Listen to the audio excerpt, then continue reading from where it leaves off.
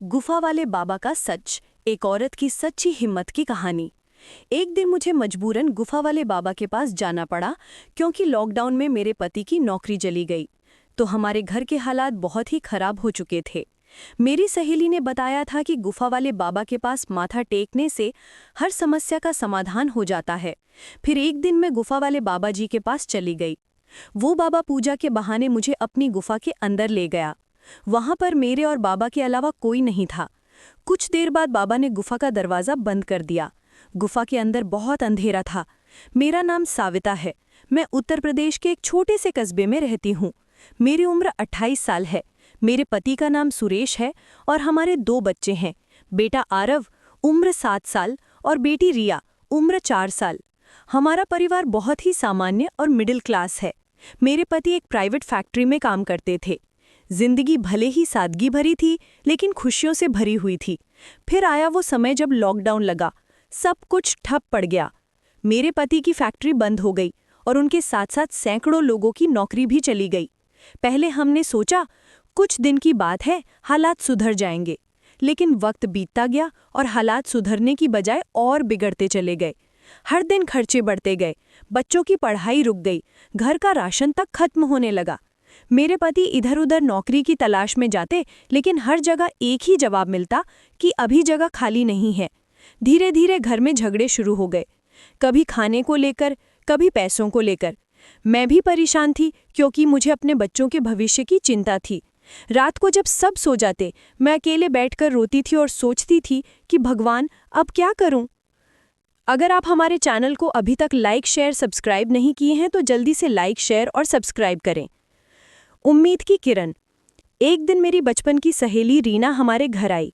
उसने मुझे उदास देखा तो बोली, क्या हुआ साविता, तू तो पहले बहुत हंसमुख थी, अब चेहरे पर हमेशा मायूसी रहती है। मैंने उसे सब कुछ बताया, नौकरी, पैसों की कमी, बच्चों की परेशानी। रीना ने कुछ देर सोचा और फिर कहा, तू एक बार गुफा वाले बाबा के पास जा। कहते हैं कि उनके पास जाने से हर परेशानी का समाधान हो जाता है। बहुत लोग उनके पास जाते हैं और सबकी मनोकामना पूरी होती है। मैंने थोड़ा हंसकर कहा, रीना, आज के ज़माने में कौन सा बाबा चमत्कार करता है? लेकिन मन के किसी कोने में एक आवाज़ आई, अगर सच में कोई मदद मिल जाए तो? घर जाकर मैंने अपने पति से कहा, सुनो, एक गुफा वाले बाबा हैं, लोग कहते हैं कि उनके पास जाने से किस्मत बदल जाती है, क्या हम एक बार जाएं? सुरेश बोले, साविता, मैं इन सब चीज़ों पर विश्वास नहीं करता। अगर तू जाना चाहती है तो जा, पर मुझसे उम्मीद मत रखना कि मैं जाऊंगा। मैंने सोचा, कम से कम मना तो नहीं किया। अगले दिन मैंने तय किया कि मैं अकेले ही बाबा के पास जाऊंगी। बाबा का पहला दर्शन।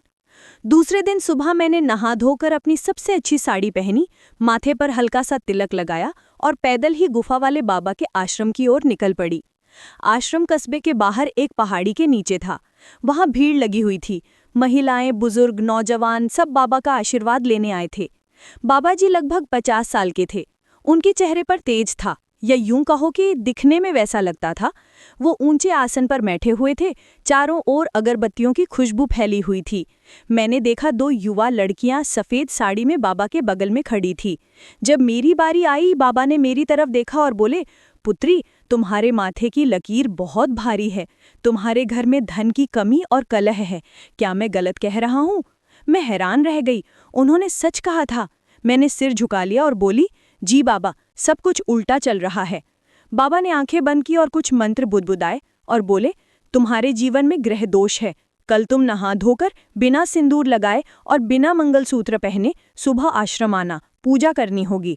इससे सब समस्या खत्म हो जाएगी। पर ध्यान रखना, किसी को मत बताना। मैं डर गई, लेकिन साथ ही उम्मीद भी थी कि शायद अब कुछ अच्छा हो जाए। पूजा का दिन। अगले दिन सुबह मैंने घर का सारा काम निपटाया, बच्चों को स्कूल भेजा और बिना किसी को कुछ बताए बाबा के आश्रम निकल पड़ी। आज आश्रम में कोई भीड़ नहीं थी। दरवाजे पर एक शिष्य खड़ा था। मैंने पूछा, आज लोग क्यों नहीं आए? उसने मुस्कुराकर कहा, आज विशेष पूजा है, बाबा सिर्फ चुने हुए भक्तों से मिल रहे हैं। मैं अंदर गई। बाबा की सेविका ने कहा, आप भाग्यशाली हैं, आज आपको खुद बाबा गुफा में पूजा करवाएंगे। मेरे मन में हल्का डर था, लेकिन मैं चुपचाप चल पड़ी। गुफा के अंदर अंधेरा था, दीवारों पर दिए जल रहे थे। बीच में एक छोटा यज्ञ कुंड बना हुआ था। बाबा वहां पहले से बैठे थे। उन्होंने कहा, आओ पुत्री, बैठो, भय मत करो। मैंने उनके कहने पर बैठ गई। उन्होंने पूजा शुरू की। कुछ देर बाद उन्होंने मुझे एक ग्लास दूध दिया और बोले, इसे पी लो, ये शुद्धता का प्रतीक है। मुझे डर लगा। मैंने पूछा, इसमें क्या है बाबा? उन्होंने कहा, प्रसाद है पुत्री, ग्रहों की शांति के लिए। मैंने थोड़ा सा पिया, लेकिन तभी सिर भारी लगने लगा। दुनिया घूमने लगी। मेरी आंखों के आगे अंधेरा छा गया। सच्चाई का एहसास। जब मुझे होश आया तो मैं जमीन पर पड़ी थी।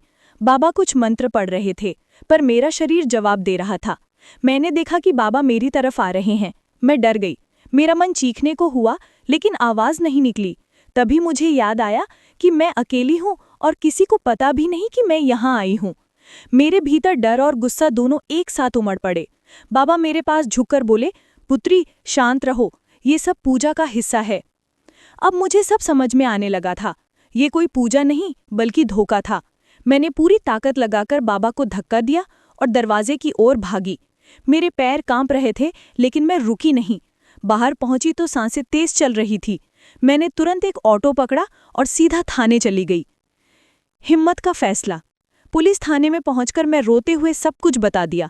शुरू में पुलिस को यकीन नहीं हुआ, लेकिन जब मैंने विस्तार से बताया और अपने कपड़ों पर दूध के निशान दिखाए तो उन्होंने तुरंत एक टीम भेजी। पुलिस जब बाबा के आश्रम पहुंची तो वहां कुछ और महिलाएं भी मिली जो अंदर बंद थी। बाबा और उसके शिष्य रंगे हाथों पकड़े गए। आश्रम से दवाइयां, नशे की चीजें और कई महिलाओं के कपड़े बरामद हुए। पूरे शहर में हड़कंप मच गया। जिस बाबा को लोग भगवान का अवतार मानते थे, वो असल में एक अपराधी निकला। परिवार और समाज की प्रतिक्रिया। जब मैंने घर आकर सारी बात अपने पति को बताई तो वो पहले तो चौंक गए, लेकिन उन्होंने मेरा हाथ पकड़कर कहा, साविता, तूने बहुत बड़ी हिम्मत की है। अगर तू डर जाती तो पता नहीं कितनी और महिलाएं इस जाल में फंसती। मेरे बच्चों ने भी कहा, माँ आप बहुत बहादुर हो। उनकी बात सुनकर मेरी आंखों में आंसू आ गए। अगले दिन अखबार में खबर छपी, गुफा वाले बाबा गिरफ्तार, महिलाओं का शोषण करने के आरोप में जेल भेजा गया। शहर की और भी कई महिलाएं आगे आईं और बोली कि उनके साथ भी बाबा ने गलत व्यवहार किया था, लेकिन डर की वजह से वो चुप रहीं। मेरी हिम्मत ने उन्हें भी बोलने की ताकत दी। कोर्ट में केस चला और बाबा को आजीवन कारावास की सजा सुनाई गई।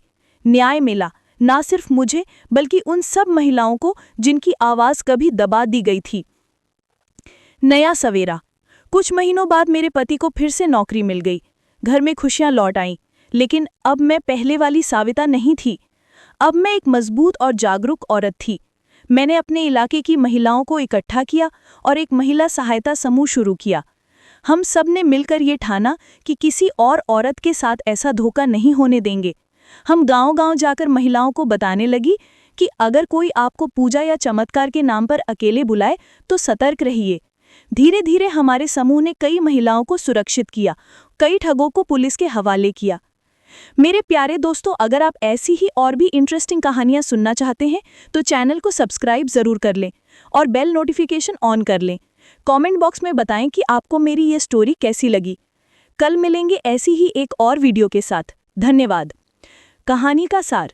ये कहानी सच्चाई और साहस की है। एक आम औरत जिसने अपनी समझदारी से एक बड़े अपराधी का चेहरा बेनकाब किया। ये सबक देती है कि अंधविश्वास इंसान को कमजोर बनाता है, जबकि सच्चा विश्वास उसे ताकत देता है। दोस्तों, अगर आपको गुफा वाले बाबा का सच पसंद आया हो तो इसे ज़रूर शेयर करें ताकि समाज में जागरूकता फैले। आपकी एक शेयर किसी की जिंदगी बदल सकती है।